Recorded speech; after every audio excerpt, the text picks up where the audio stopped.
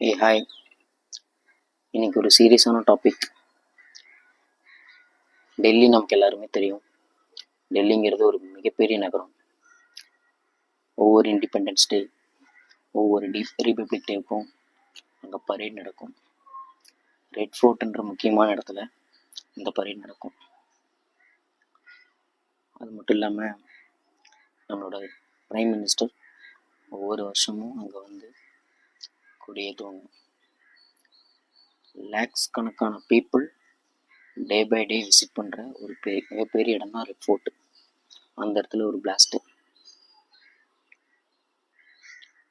சரியா இது என்னைக்கு நடந்திருக்குன்னா நவம்பர் 10 ஈவினிங் ஒரு அரௌண்ட் ஒரு 6 to 6:30 அந்த ரேஞ்சில் நடந்திருக்கு.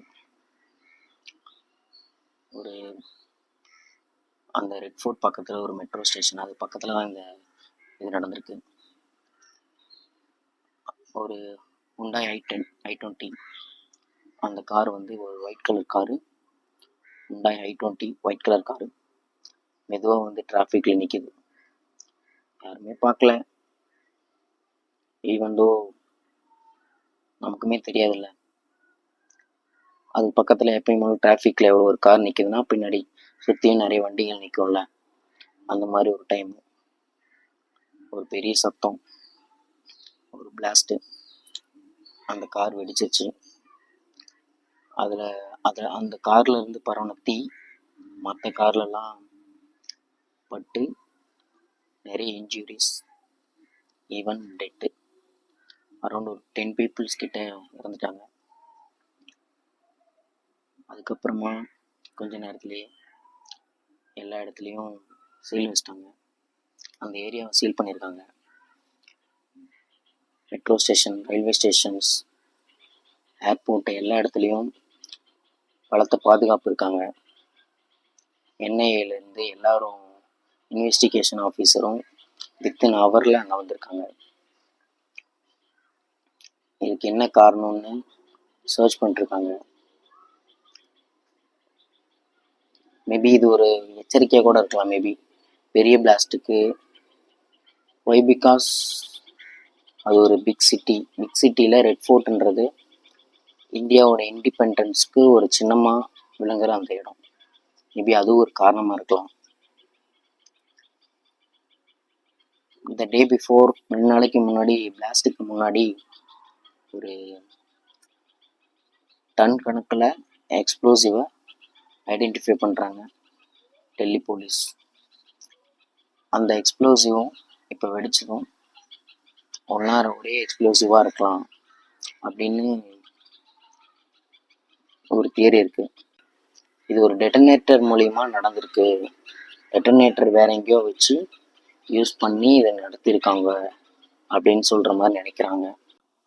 ஆக்சுவலாக இது ஏன் ரெட் ஃபோர்ட் நடந்திருக்கு அப்படின்னா, இந்தியாவோட ஹார்ட் பீட்னு ஆல்ரெடி நான் சொல்லியிருக்கேன்ல, இந்த மாதிரி ஒரு இடத்துல இந்த மாதிரி ஒரு அட்டாக் நடந்துச்சுன்னா இது ஒரு மல்டிநேஷ்னலாக நியூஸாக மாறும் அப்படின்னு ஒரு கணிப்பாக கூட இருக்கலாம்.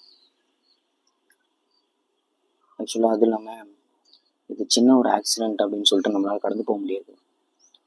இது வந்து ஒரு பெரிய அட்டாக்குக்கான ஐடென்டிஃபிகேஷனாக கூட இருக்கலாம். சோர்ஸ் வந்து ஒன்று கன்ஃபார்ம் பண்ணியிருக்காங்க. இது ஒரு இன்கம்ப்ளீட் ஐஇடின்னு. ஐஇடினா இம்ப்ரூவைஸ்டு எக்ஸ்ப்ளோசிவ் டிவைஸ். இது இன்கம்ப்ளீட்டாக இருக்கும்போது இந்தளவுக்கு ஒரு டேமேஜ் கொடுத்துருக்கு அப்படின்னா, இது கம்ப்ளீட்டாக இருந்தால் நம்மளோட நினச்சி பார்க்க முடியாத ஒரு பெரிய பேராபத்தை இது கொடுத்துருக்கோம் அப்படின்னு சொல்கிறாங்க. இந்தியாவில் கிட்டத்தட்ட 1.4 பில்லியன் பீப்புள்ஸ் இருக்காங்க. எல்லாத்துக்குமே செக்யூரிட்டிஸ், ஹையர் அஃபீஷியல்ஸ் தான் வந்து ஹெல்ப் பண்ணணும் அப்படின்னு நினைக்க முடியாது. இந்தியன் சிட்டிசன் எல்லாருக்குமே அந்த ரெஸ்பான்சிபிலிட்டி இருக்குது. நீங்களும் கொஞ்சம் செல்ஃப் அவேராக இருங்க. யாராவது ஏதாவது பண்ணணும்னு நினைக்கிறாங்க அப்படின்னா, உங்களுக்கு ஏதாவது தெரிஞ்சு அப்படின்னா நீங்கள் போய் போலீஸ்கிட்ட, நியரஸ்ட் போலீஸ் ஸ்டேஷனில் சொல்லுங்கள், இந்த மாதிரி இருக்குது அப்படின்னு சொல்லுங்கள். நம்மளால் இதை நிறுத்த முடியுமான்னு தெரியல, ஆனால் நம்ம முயற்சி பண்ணலாம். முயற்சி பண்ணால் எது வேணால் சாத்தியம்தான். Okay, this is it. இதான் நான் இன்றைக்கி சொல்ல வந்த டாபிக், இன்றைக்கி பேச வந்த டாபிக். நீங்கள் சொல்லுங்கள், இனிமேல் வந்து நான் எந்த மாதிரி வீடியோ போடணும் அப்படின்னு சொல்லிட்டு கமெண்ட்டில் லீவ் பண்ணுங்கள்.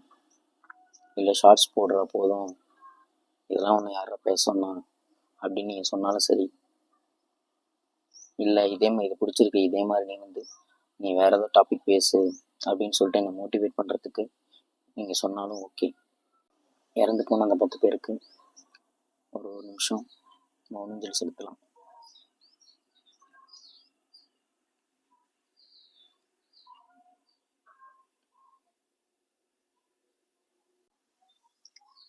யா, பாய்.